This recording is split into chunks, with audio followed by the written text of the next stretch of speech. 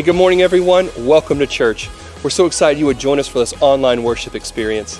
This morning, we're going to worship God together. We're going to have a time of giving, then, of course, listen to an amazing message by Pastor Steph. You know, throughout this entire service, we have a team ready to pray with you. So just text anytime to 281-374-4626. Also, we'd love to know you're watching with us, so leave a comment or tag us in a picture. All right, let's get this day started. Let's worship together.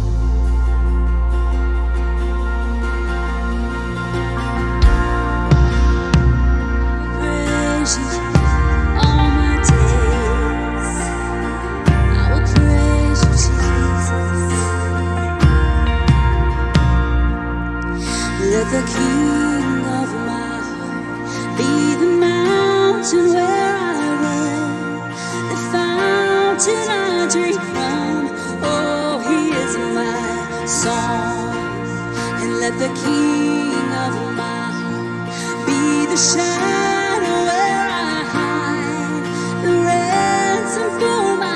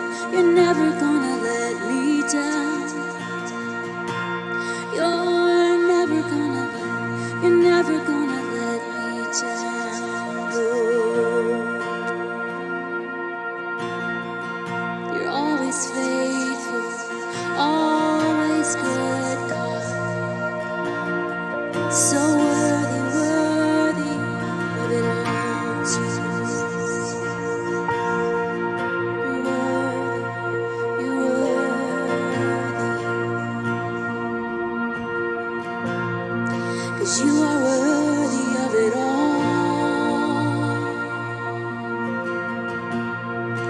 You are worthy of it all.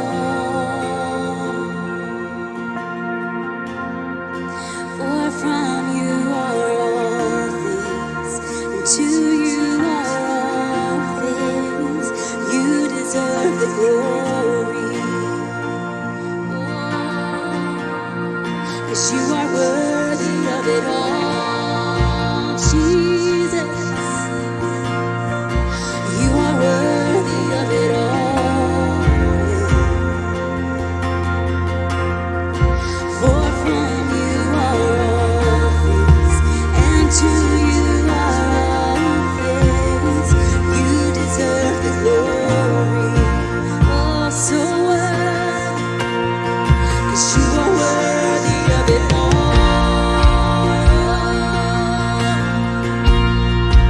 You are worthy of it all. For from you are all things, and to you are all things. You deserve the glory. Oh, you are worthy. You are worthy of it all. You are worthy of it all, Jesus. For from you are all things, and to you are all things. You deserve the glory. Oh, you are worthy. You are worthy of it all. You are worthy of it all.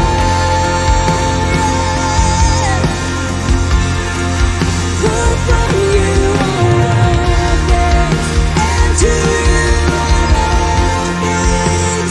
You deserve the glory.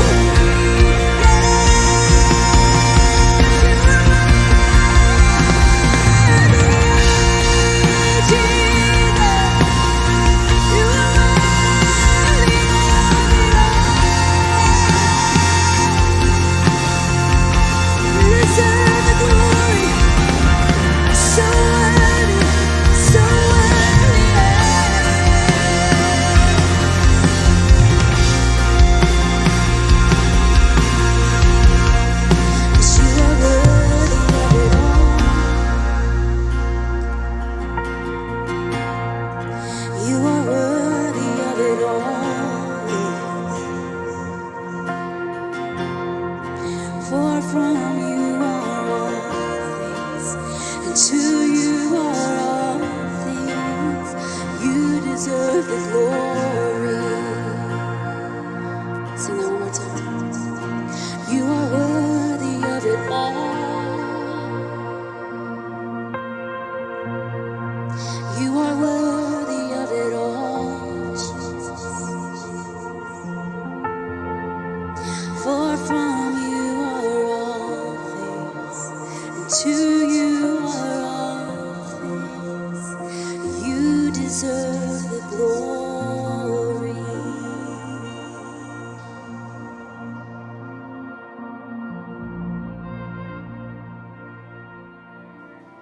Thank you for joining us for worship today. This is the part of our service that we like to pause for a minute to honor God with our finances. We believe in giving back to God a portion of what He's blessed us with.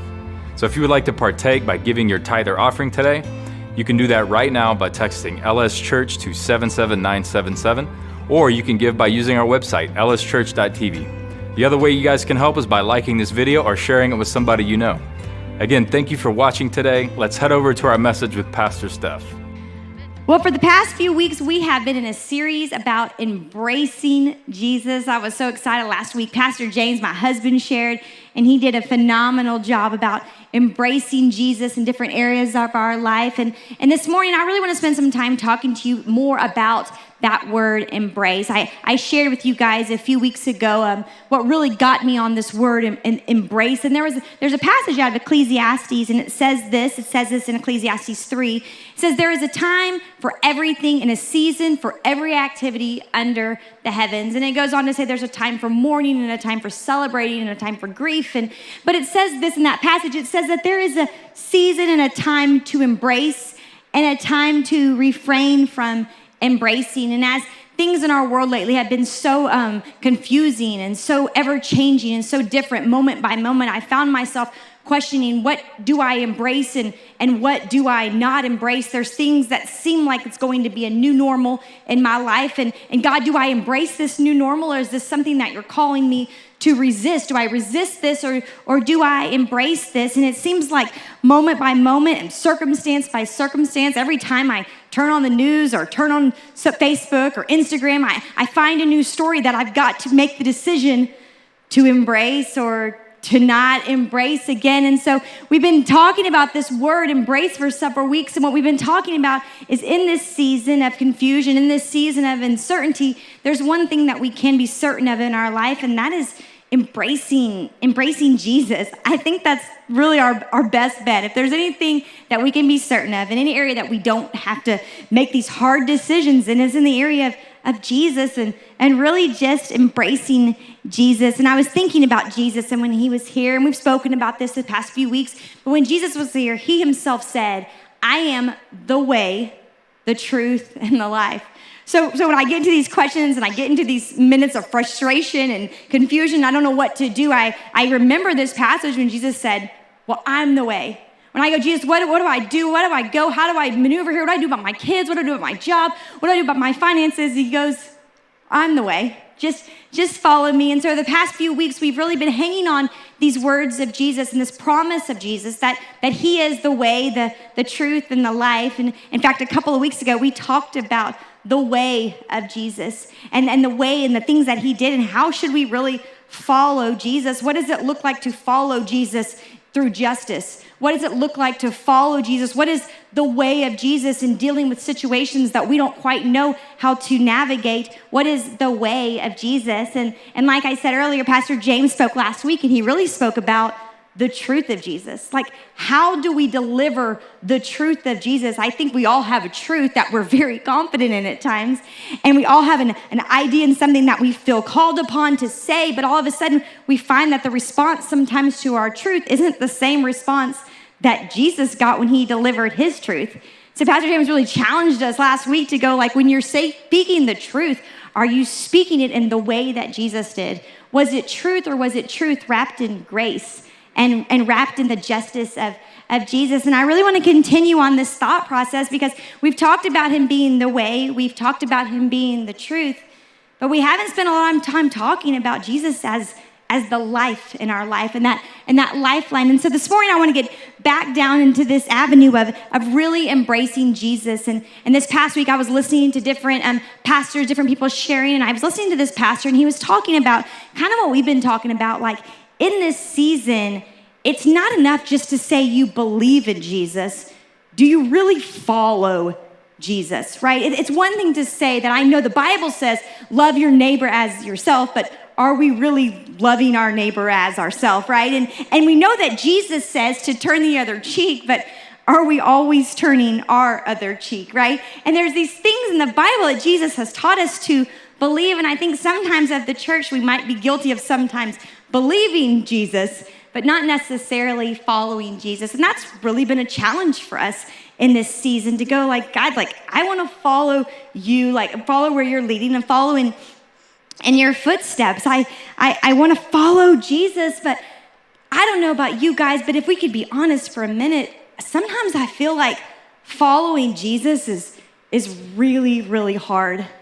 I mean, I know that Jesus said in the Bible that you would have to pick up your cross daily and to follow me. And if I'm honest, sometimes I just really don't want to pick up his cross. His cross sometimes feels really heavy. And sometimes I find myself trying to follow Jesus, and I find myself really quite tired and really quite exhausted. And I want to follow Jesus. I really do. And I know when I come to church, I know that I feel compelled to follow Jesus. I feel the responsibility as a Christ follower to make sure that I'm not just talking about Jesus, but I'm walking that out in my everyday life. But I keep finding myself very tired. And sometimes it's not even that I'm tired. Sometimes, honestly, I'm just confused. Jesus didn't navigate the life that I'm navigating today. When I look in my Bible, he had problems, but they weren't exactly the same problems that we're experiencing. I really wish there was some guidelines on COVID-19 and how to respond in my Bible here, but there's not the same circumstance that I'm under. And so sometimes, honestly, I want to follow Jesus. I'm doing my best, but I'm very confused. And in 1 minute, what feels like following Jesus is to go left. The next minute, it feels like to follow Jesus means I need to go right. I really don't know what to do, and I'm tired, and I'm confused, and sometimes I'm just flat out inconvenienced.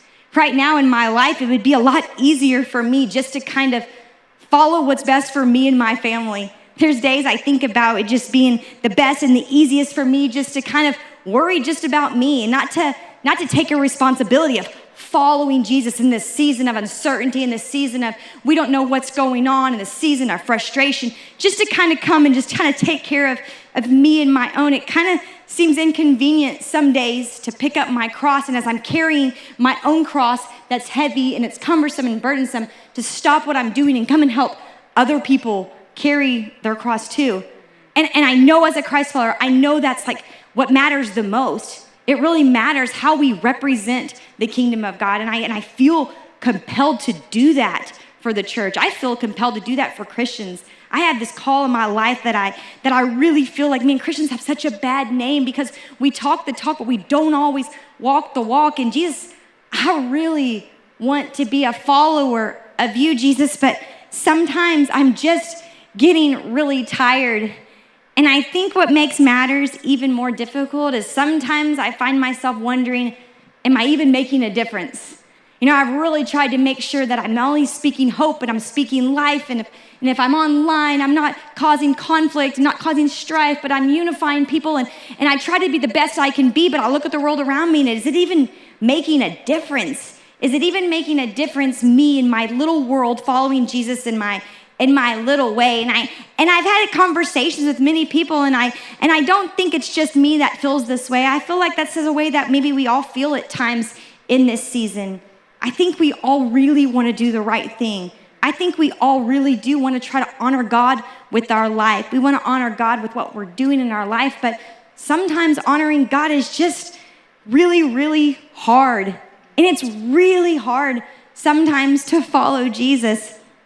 And before we all get too upset with ourselves, I was thinking about my Bible, and I was thinking about the disciples, how difficult it was for them to actually follow Jesus. Jesus was always on the go until he wasn't, and he slowed down at the worst time for the worst person, for the worst reason, right? And that was Jesus. He was always on the go until he wasn't. Jesus was the guy that just kept habitually making everybody skip lunch because there was no time to even eat. So I'm sure the disciples were frustrated, kind of like we are. I'm sure they were walking with Jesus and they were seeing what he was doing, and it was so great and so amazing, and they were trying to follow in his footsteps, but it was just a little hard sometimes to follow his lead. And I think sometimes, just like us, sometimes it was confusing to follow his lead. Sometimes they thought that Jesus was the justice dealer and he was ripping things up in the temple. The next thing you know, he's with the prostitute protecting her from getting stoned. It was a really quite confusing thing to follow Jesus, and I think the disciples were confused too. There was the time that Jesus and his disciples went into the town and they rejected Jesus, and they didn't even want him in their city. And so his disciples wanted to protect Jesus, and they wanted to protect the name of Jesus. And so their answer was, Jesus, let's just call down fire and just burn this place to the ground, Jesus. We want to do justice by you. Their heart was right. They were following Jesus. It just wasn't the right way. They were following Jesus in everything that they did. And I think just like us, they were following Jesus. They were going, Jesus, is this working? And they were going, Jesus, to be honest, is this going to benefit me soon? I've been following your footsteps. I've been doing the right thing. But Jesus, if we could just have a conversation for just a minute, We followed you all over town. We've been to all the cities. We've slowed down for people. We've skipped lunch a few times, and we didn't burn those people down that we really wanted to. But if we could just, for 1 minute, just slow down, Jesus, just a minute. Just so you know, we're really tired. But Jesus, if we could talk about this right now, what's really in this for us? Jesus, like when we get a little bit further down this and then you become the king and we take over this whole city, like, can we be honest? Like, could we like sit by you at your throne? Like when you're at the throne, could we sit beside you, Jesus? Like, what's really in this for us, right? So I think the disciples got really quite exhausted following Jesus too. And I think sometimes when they were following Jesus, they just flat out weren't real sure of the decisions that seemed like they were best, right? The day that Jesus was in the Garden of Gethsemane and the soldiers came to take Jesus away, and he was meeting them in that field, and he was meek and he was kind and he was loving them, and they were taking him prisoner. He didn't even deserve it. Peter jumps up and chops off one of the ears of the guys because Jesus really wasn't handling things appropriately. Right. Jesus, I try to follow you. You're doing things right, but you're just moving a little too slow. Jesus, this looks a little too meek. This looks a little too quiet. It seems that your method, Jesus, isn't quite significant enough. So here's Peter, and Peter's like, well, let me help you out here. So before we start feeling too guilty today on our mishaps of following Jesus or our frustrations of following Jesus, it's good to know that we're at least in good company with the disciples who struggled so much. And there's this particular passage in the Bible that has just really been consuming me. And I've been wrapping my mind around this experience and this encounter that happened out of the book of John. And there's a story, and here's Jesus. He's down in Judea, and he's in Judea, and actually there was a situation in that town where there was some confusion because they thought only John the Baptist could baptize, and the rumors have made it around that Jesus and his friends, they're baptizing people, and of course, I know the side for Jesus. If I was there, I would have insisted that Jesus never leave. Jesus, you shouldn't leave this town. Even though they're saying you don't have the right to baptize, you do. You have every right to be here. You have every right to do this, and they are all 100% wrong. But this particular day, following Jesus looked like following the decision that Jesus made that said, you know what, it's not time to do this in Judea. I know I have every right, but it's really not the time. And so we're going to pick up our bags, we're going to pick up our things, and we're going to make a journey. We're going to make a journey to Galilee where the time is right. And so Jesus and the disciples begin this journey, and it was actually a 3-day journey by foot. And there was a way that they could have gone, and it would have been longer, but the shortcut took them through a town that most people would never have gone in. Back in Bible times, there was the Jews, and then there was the Gentiles, and there were the Samaritans, and the Samaritans didn't really associate with the Jews. In fact, the Jews were just flat out better than them. They considered the Samaritans unclean, and they really shouldn't even be around them. And so here's Jesus. They're on this disciple. They're traveling by foot, and they're coming up to this town right here, and they're exhausted, and they're tired. And I want to pick up in John chapter 4, verse 6 here. And it says, wearied by his long journey, this is Jesus we're talking about. Wearied by his long journey, he sat on the edge of Jacob's well, and he sent his disciples into the village to buy food, for it was already afternoon. So here it is. It's in the afternoon. It's in the heat of the day. And here's his disciples. And this passage really doesn't give us a lot of information. I'm really taking some liberty in this story. And I'm trying to think of me in this moment. And I'm trying to think about the disciples and what we already know about the disciples. And here they are with Jesus. They're at this town where these people are people that aren't like them, people that they don't normally associate with. And here comes Jesus with his inconvenient timing, once again saying, here's where I'll sit. And Jesus himself said that he was tired and he needed to rest. And so I figure if Jesus was tired and Jesus needed to rest, those disciples were for sure tired and they for sure needed a rest. And so I know they were tired. I know it was hot. I know it was noonday, and I know that this well wasn't in close proximity to the town, that the well was actually about a half a mile from town. So here Jesus sits at this well in the heat, and he sends his disciples off to the town to go get some food. Well, right about this time, this woman shows up to this well, and we've referred to this story many times about the woman at the well, and today I kind of want to rephrase that story to the people at the well that day. And this woman walks up to the well, coming to get water. And again, this well it was interesting that this woman would be here because there was a well back in town. Actually, they didn't have to be at this well. That would be a half a mile away. But for this woman to be even out here at noonday, that really wasn't the proper time to even go and get water. So this woman ends up at this well half a mile from town in the middle of the day, hoping to be there in isolation, hoping to be there in quiet. And yet here's this man sitting at the well. And it wasn't just any man, it was a Jewish man. And so I'm sure this woman, when she approached the well, she kept her head down. She didn't make eye contact. I'm sure if she knew it was a Jewish man there, she braced herself because sometimes Jewish people didn't really treat them quite right. Sometimes the Jewish people pointed out all their things and everything that was wrong about them. And I'm sure she was here at noon because she just really couldn't hear it anymore. And so she ends up at this well, and she's minding her own business. And all of a sudden, this Jewish man reaches out to her and says, "Can you please give me a drink?" And this woman's so taken back. The idea that this man would even speak to her seems so out of place and so inappropriate. This woman knew better. She knew that she had no right to speak to this man. And if this man really knew even who she was, he wouldn't be speaking to her in the first place. And so she says, if you even knew who I was, why would you ask me to get you a drink? You're really not supposed to even talk to people like me. And Jesus, as clever as he always is, his response was this: well, if you knew who I was, you would want the drink that I have.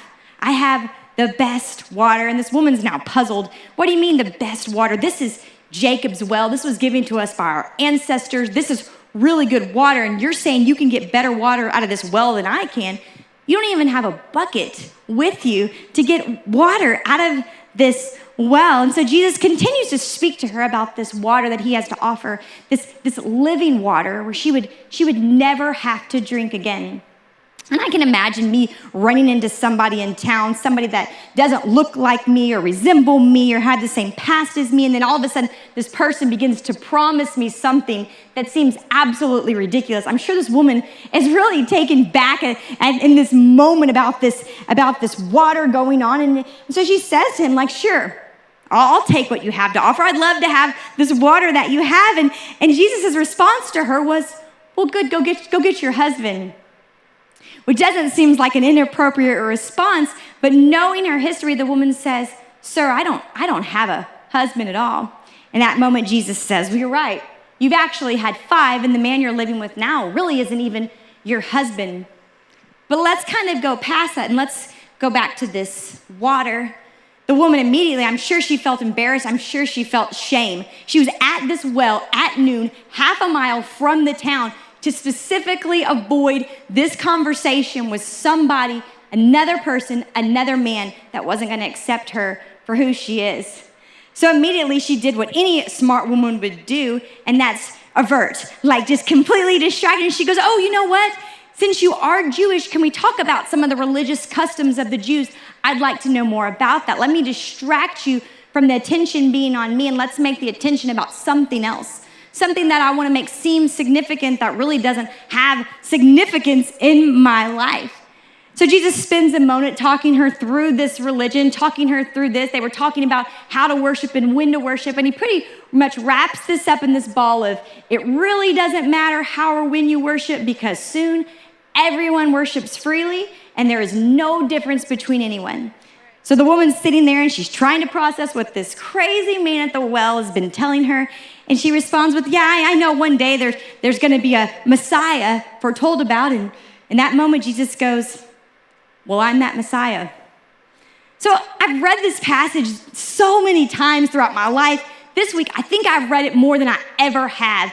And I've tried to make it as colorful as I can for you guys this morning. But to be honest, there's really not much there. You know, in our Bible, the words of Jesus are found in red. There's not many red words even in this passage. And so I really tried to dig through what was going here in this moment with Jesus at the well. And I know the first thing that Jesus did is he saw her need and he gave her a solution. He saw the need first and he listened to see what the need was. And then she offered her a solution based on the need that she said that she had, not on what he wanted to put on her. So I know that there was that going on. And then I know that he freed her of these religious ideas there was a lot of tradition, even in this well in itself. This well had been passed down generationally, it had become a well of their people, and it was tradition, and this well held tradition, and it had so much meaning, and the conversation turned into religion, and it turned into tradition. And Jesus kind of wrapped up that whole conversation and goes, really, let's be honest, none of that's gonna matter real soon. Let's just walk away. So I know he freed her from religion, and then I know he didn't judge her. It seems strange to me at first that Jesus would even bring up her past and kind of shine the light on it. But what I realized after reading it several times is he wasn't shining the light on her to shame her from her past, but rather he was shining the light on it to let her know that it was insignificant. And as soon as he brought it up, he actually walked away from it and just missed it. As quickly as he brought it up, he dismissed it to let her know, I do know. You don't have to sit here at this well wondering if I really knew who you were, things would get better. Just so you know, I already do know.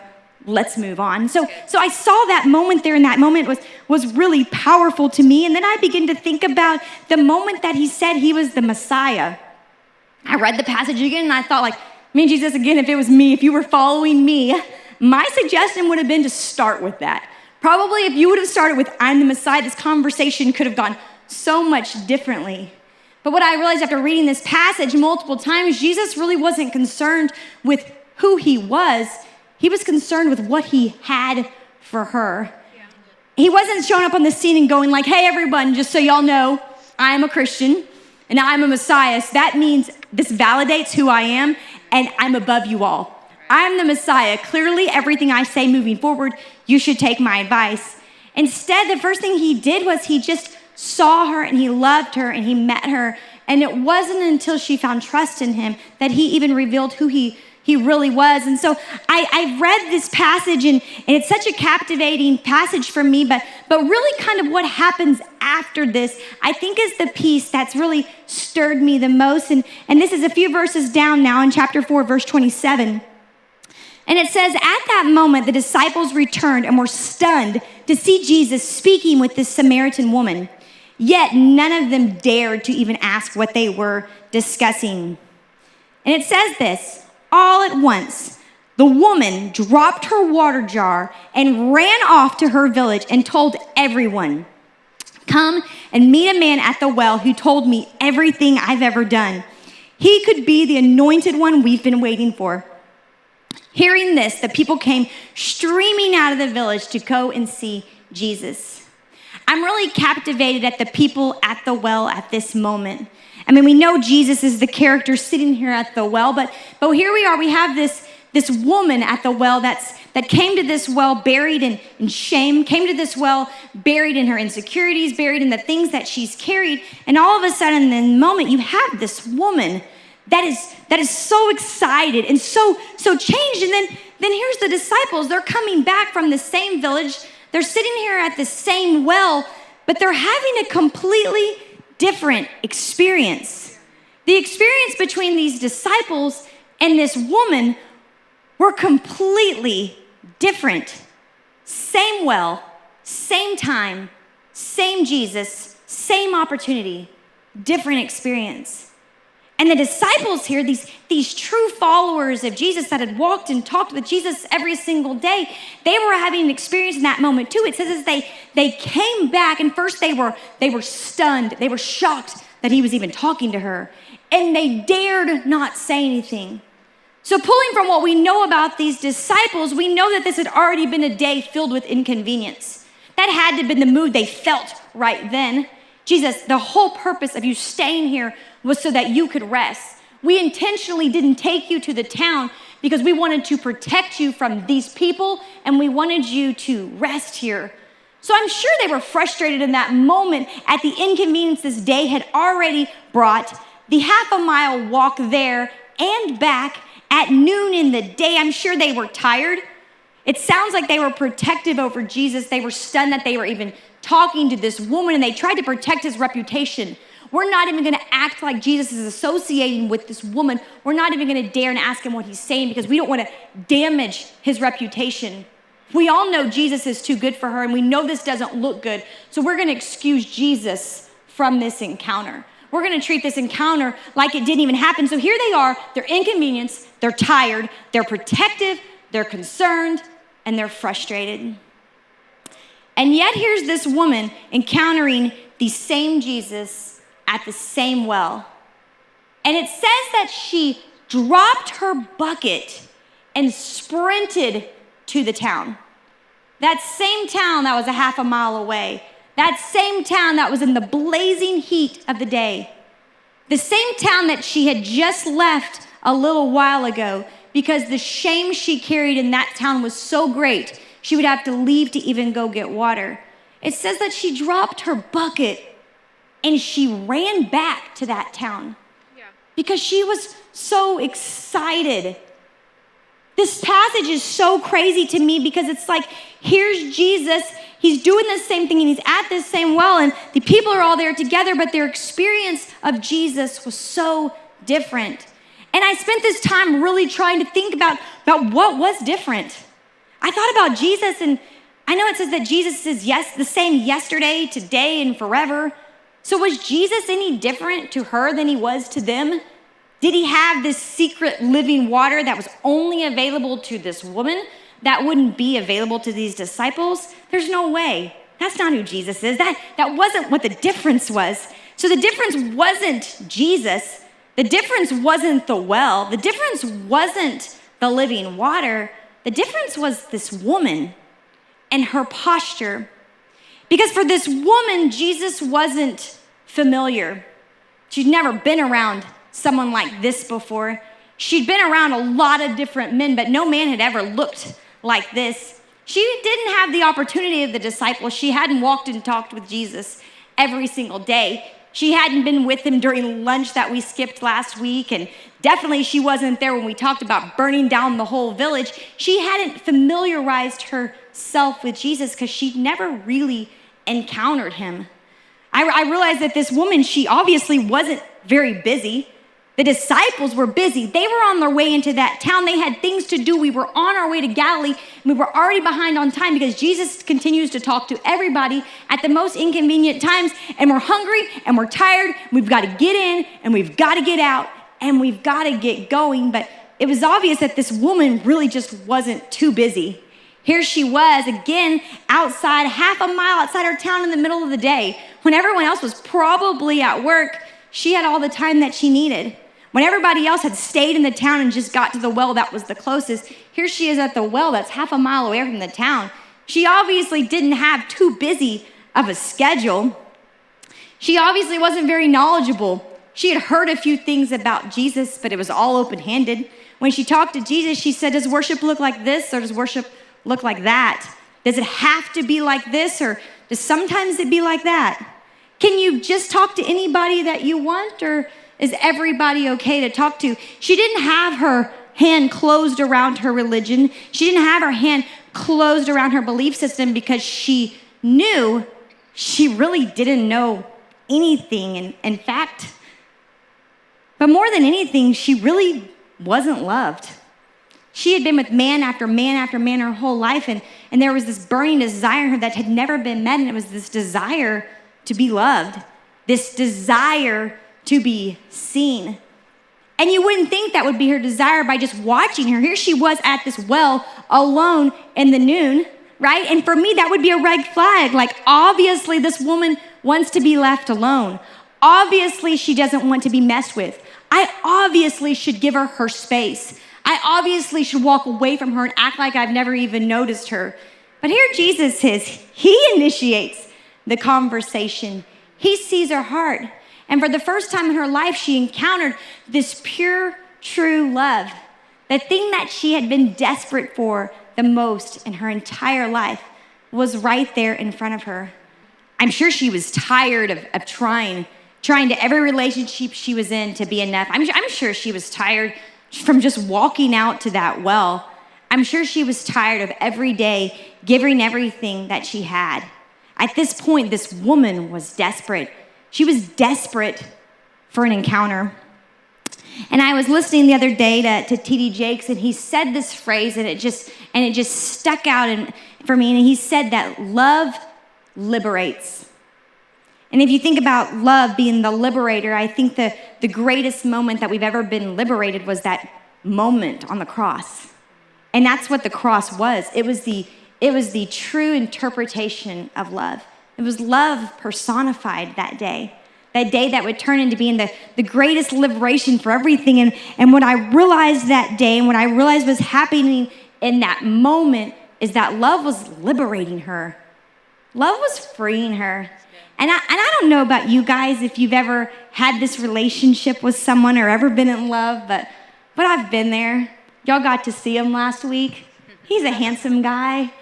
And I was liberated at one point in my life by his love.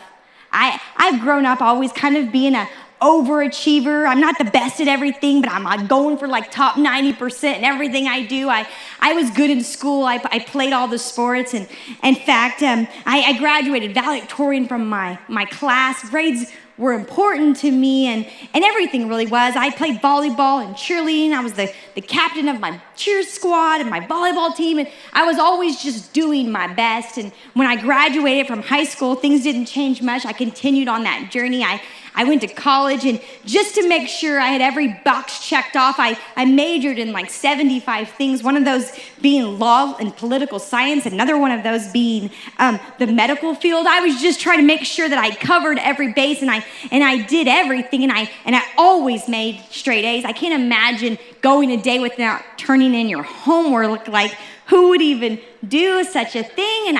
And I started dating James, and I had perfect grades in my perfect school for my perfect career path of 17 options. I was on my way, and all of a sudden, I fell in love.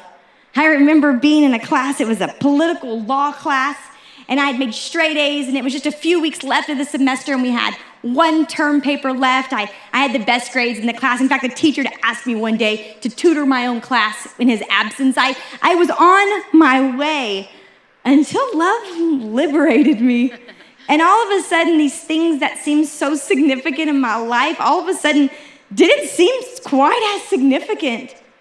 I was in love, and it was really all of that mattered for me. And we got to the end of the semester, and that final term paper was due. It was some book study, and we would have to give a report on that study. And I remember the very last day of class, everybody turned it in, and I was walking by the professor, and I was the prize student of his class, and he says, "Where's your paper?" And I go, I don't really want to do that anymore. And he's like, "Your grade's perfect. If you don't turn this in, you have a great grade, but you're going to get a C." And I was like, okay. I just didn't care anymore. Love had liberated me from the burden of school. It liberated me from the burden of life. I was just this free person. And I'm not here to say that school is bad. I was probably doing really great things. But when love liberated me, the significance in my life just really seemed to change. Really, the only thing that became significant for me was love. And I think about this lady, and I think about her interaction with Jesus, and I feel like in that moment at the well, that's what happened. The significance in her life had changed because love had liberated her. There were the things that she had brought to that well that seemed so important, so significant to her. I'm sure she was carrying a lot of things and a lot of burdens, and all of a sudden, she just drops her bucket. And I like that it wasn't even instantaneous. Her and Jesus had this weird interaction for I don't know how long it took, enough to take half a mile there and back. And they're having this interaction, and then the disciples walk up, and they're having this awkward, "What are we all doing here?" And then it was like the light bulb went off, and love liberated her. And she dropped her bucket, and she ran back to the town. And here's where this passage is just driving me towards such a significance right now in this season, because I feel like we're carrying a lot of things in this season. I think there's a lot of things that seem very significant. When this woman came to the well, there was a lot of really significant things going on around her. It was significant that she wasn't accepted by this man right here at this well from another nation. But not only that, she wasn't even accepted by her own people. There were some lines here that she knew she shouldn't cross. Lines like, you can't even drink from the same well we're going to drink from because of your past, because you're not worthy. I know that she felt like that was really significant enough that she walked during noonday in the heat with her head down, hoping nobody would see her because there was some prejudice in her life that seemed really significant. There were some things in her life at that time that seemed really insignificant, really significant. There were some insecurities that she dealt with her whole life. Man, I hate that this man even had to say it, but the truth is, like, I am embarrassed. Man, why am I in my 6th relationship? I tell a good story, it's everybody else's fault, but really, it seems like everywhere I go, it's where the problem is. And I've been carrying that my whole life, and it's made me really insecure. In fact, I'm so insecure about who I really am, I've just convinced myself I don't do people. That's why I'm at this well at noonday, because I just don't even want to be around people, because I'm around people, I feel shame, and I don't like who I am, and I have to act like I don't care, but truthfully, I care a lot. And I'm really insecure about who I am and how people view me. So I'm at this well here today. And all of a sudden, those insecurities didn't seem quite as significant. The injustice. I mean, all those people just judging her like they don't even know her story. They don't know what happened with the first guy and the second guy. And if they only knew how she was raised, if they only knew the family life that she had came from and that situation with her dad growing up, they would understand why she's, and this isn't even justice how they're treating her. So I'm insecure, I'm mad, there's injustice going on, I'm being treated differently. There's just all of these really significant things in her life, and something needed to change. But when love liberated her, all of a sudden everything changed just like that. It wasn't that the circumstance changed. It wasn't that those things that were problems went away. They just weren't quite as significant. And I love that when she got liberated by love, it didn't make her go, these things don't matter. I don't care what people think of me. That's just what people think. They don't really know me. This man at this well knows me. No. When love liberated her, it freed her. What did it look like when love liberated her? It looked like a burning passion. It didn't look like she could just dismiss things and walk away from her past and walk away from these people. It looked like she was ready to passionately run to them. She passionately ran back towards her past. She passionately ran through inconvenience in the heat of the day, at the worst moment, at the worst time, towards the worst people that had never given her a shot. She ran towards them. Why'd she do it? Because she had encountered living water. Well, then why didn't the disciples do it?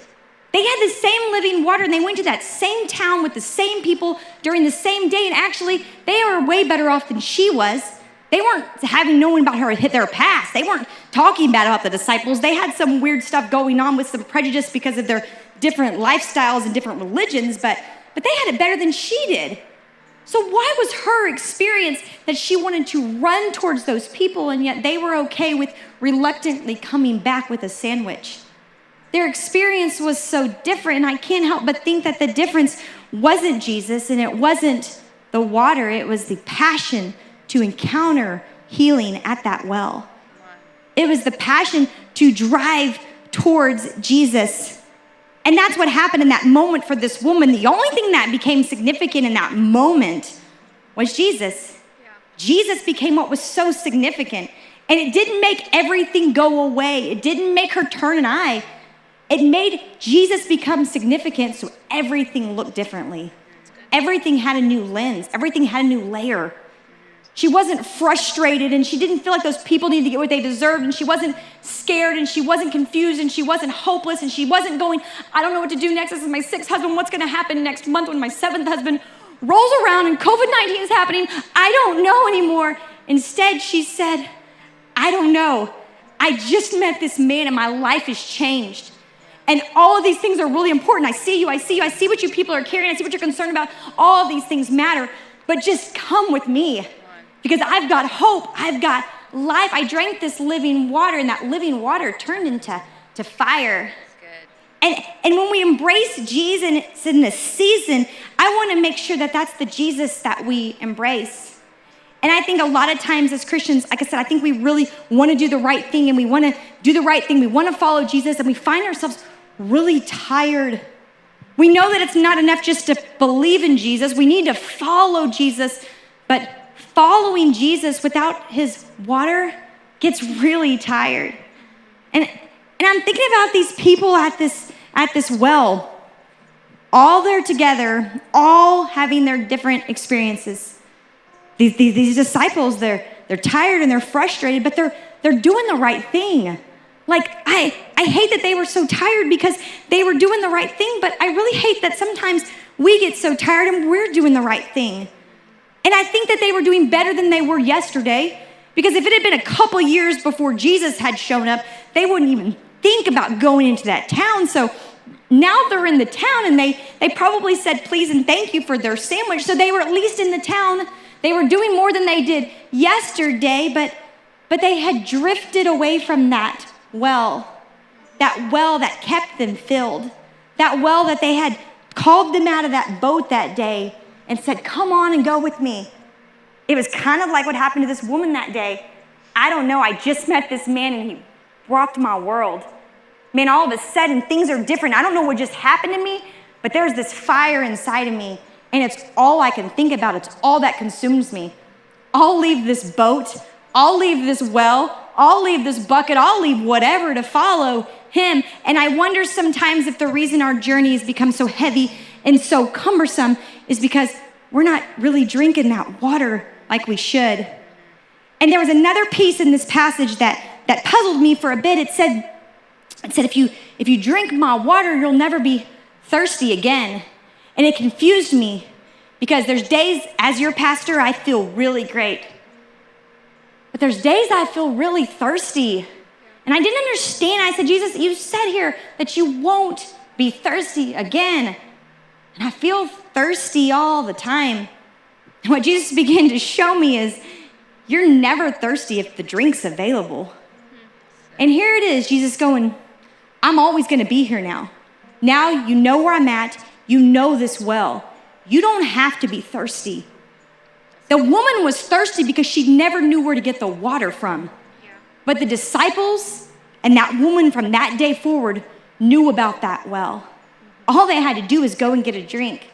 And sometimes, guys, I don't think we're drinking enough. I think we get so busy doing the right thing. Our effort is max level right now. I know we're all trying. Those disciples were trying so hard to do the right thing and be the right place, and they were trying to keep up with Jesus, but really they were tired. But they were tired because they hadn't picked up that drink. And I love that this woman was able to pick up this drink. And she did, and all of a sudden she drank this for the first time. And she went from being shame and insecure and frustrated and angry and lonely and all these things to all of a sudden she was enthusiastic. She was excited. She was passionate. That's what living water does. That's what it looks like. What's it look like? It looks like a fire that burns inside of you. It looks like a fire that blazes so hot that everything around you, even though it seems like maybe the world's crumbling around, it doesn't scare you. It doesn't faze you. It doesn't frustrate you. You run into it because you are the flame. You're not worried about the flames. You are the flame, and you run towards it. And so back to this passage and these people at this well, we've worked through some people today. We've worked through the disciples, and we worked through this woman, but we haven't quite worked through Jesus. And it's another one of my favorite parts of this passage here. He says, meanwhile, the disciples were urging Jesus, Rabbi. So when they get back, the woman walks away, and they're like, that was awkward. Let's not talk about it. Like, let's go back to you, Jesus. Rabbi, you need to eat something. But Jesus replied, I have a kind of food that you know nothing about. I love Jesus. He was always so elusive. Like, what? I have a food you know nothing about. Like, okay, did he like bring his sack lunch and we didn't know about it? Why did he make us go all the way to town if he had food this entire time? You mean to tell me the sandwich that I've been holding for half a mile, he doesn't even need it? He's already has a lunch? And they said, did someone bring him food while we were gone? I bet it was that lady. I bet it was that stupid lady. I bet she brought him a sandwich. He ate her sandwich. How would he eat her sandwich? It was an unclean sandwich. But then Jesus explained, no, my nourishment comes from doing the will of God, the one who sent me, from finishing his work.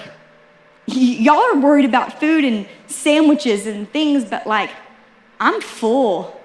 I'm full because I'm doing the work of my Father. And I know sometimes you guys are trying to get full yourselves. You're trying to work hard towards that feeling of being full. I mean, if I will fight for injustices, I will feel full. If I will go in and I will do the right thing and I won't miss church and I'll go to service and I'll take the special class and I'll do all these things, I'll be full like Jesus because I'll know about that well and I'll get what I need if I go and I work hard enough to be full. And Jesus is like, no. Y'all were running off to town trying to get full and I got full right here, doing the work of my Father that sent me. I was slowing down and I was seeing somebody. I wasn't going to fight justice and I definitely wasn't turning the other way and not looking at it. I was sitting down with it and having a conversation. I was fighting for this woman. And now here I am and now I'm full. And I was thinking about this story and I was thinking about in this story like, well, who am I in this story? And I know that I'm supposed to be like Christ. And to be honest, there's days that I kind of feel like Jesus. I feel nourished because I'm helping people and I'm seeing people and I'm doing the right thing. But then there's some days I feel like those disciples and I feel so far from that well and I'm exhausted. And I believe in the well and I believe in Jesus and I know what he said, but I'm over here all by myself in this town I don't think I belong in and I'm just frustrated.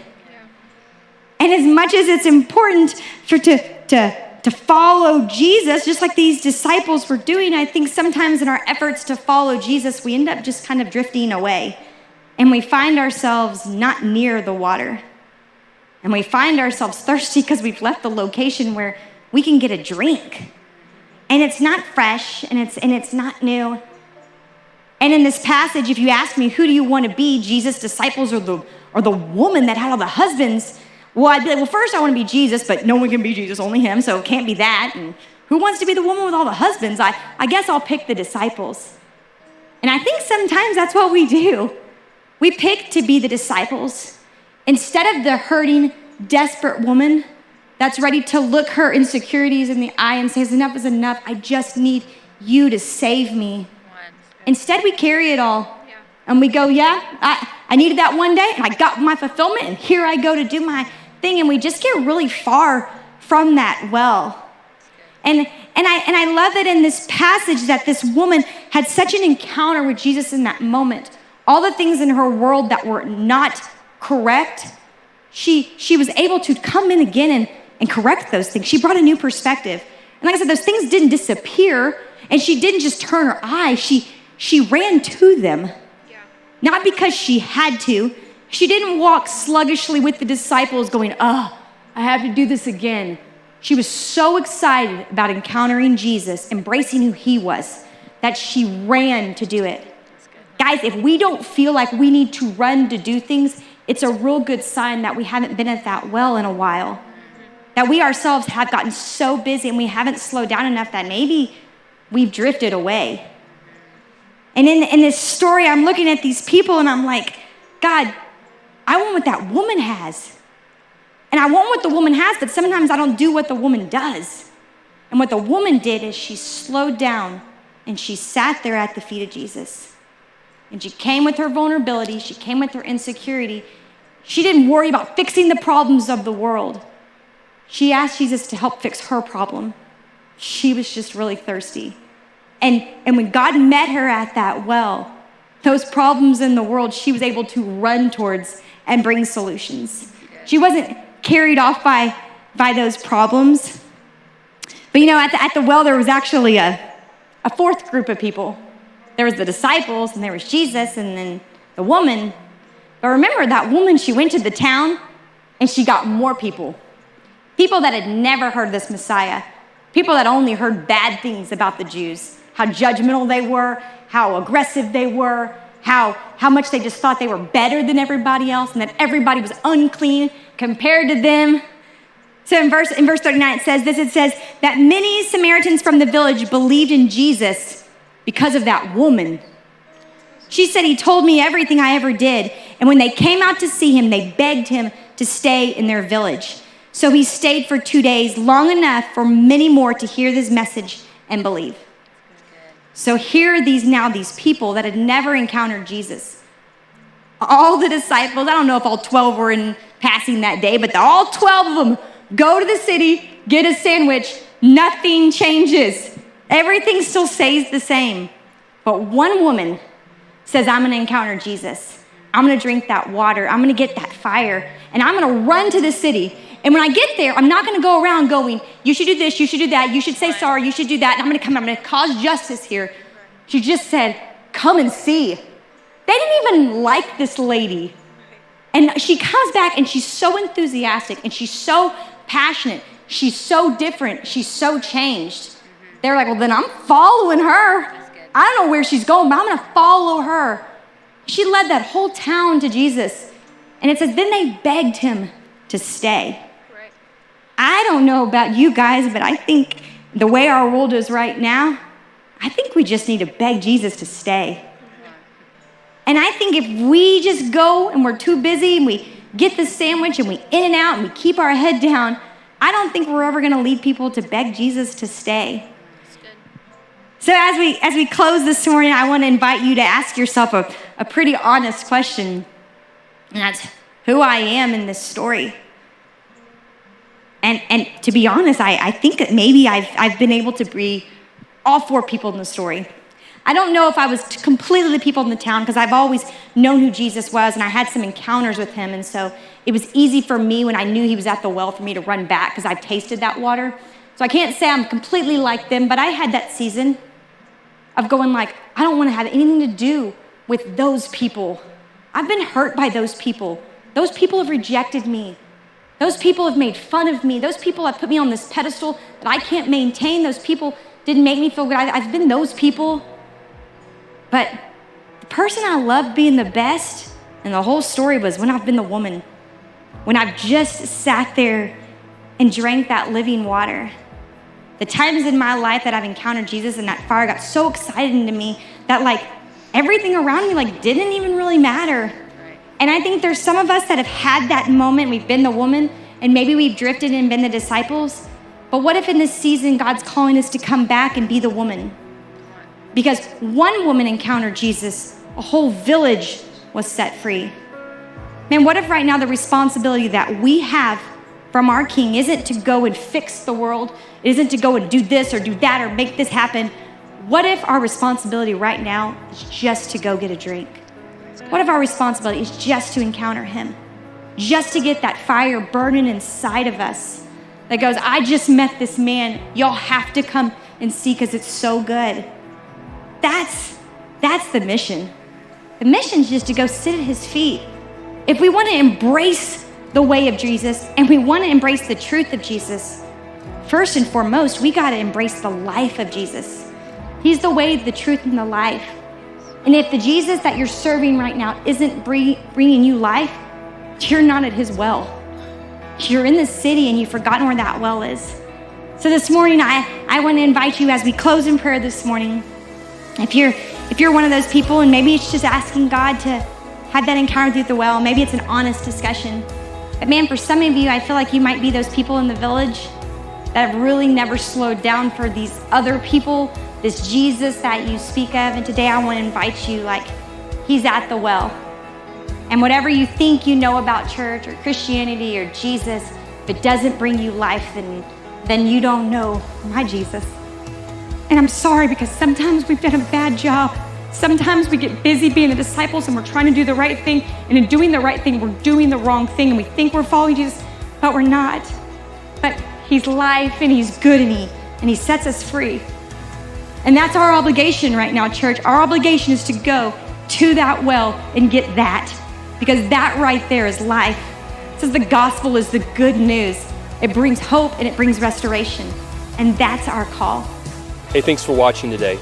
If you need prayer and would like to talk to someone, text the number on the screen. And if you'd like to see more videos like this, subscribe to our YouTube channel and make sure you hit the notification bell so you know each time we go live or we add new content. Also, help us out. Share this video with somebody. And if you'd like to help support what we're doing here by giving, click the link in the description below or text LS Church to 77977. Well, we love you guys. We'll see you next week.